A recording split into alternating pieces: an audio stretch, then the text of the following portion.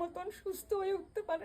Guys, একবার ভাবুন তো, আমরা সবাই কত স্বাভাবিকভাবে জীবন কাটাই, কিন্তু ত্রিপুরার অমরপুরের ছোট্ট ছেলে রাহুল পালের জীবনটা একদমই আলাদা। রাহুল এমন একটি বিরল রোগে আক্রান্ত, যার কারণে ওর শরীর নিজের থেকে পর্যাপ্ত রক্ত তৈরি করতে পারে না। তাই শুধু বেঁচে থাকার জন্যই ওকে নিয়মিত বাইরের থেকে রক্ত নিতে হয়। এখন পর্যন্ত রাহুলের শরীরে 25 বোতলেরও বেশি রক্ত দেওয়া হয়েছে। প্রতিবার রক্ত নেওয়ার পর কদিন সে একটু সুস্থ থাকে, কিন্তু তারপর আবার সুস্থ হয়ে পড়ে। এইভাবেই গত 2 বছর ধরে জীবন আর মৃত্যুর মাঝখানে কঠিন লড়াই চালিয়ে যাচ্ছে সে। কিন্তু দুঃখের বিষয়, রাহুলের দরিদ্র বাবা মায়ের পক্ষে তার চিকিৎসার খরচ চালানো আর সম্ভব হচ্ছে না।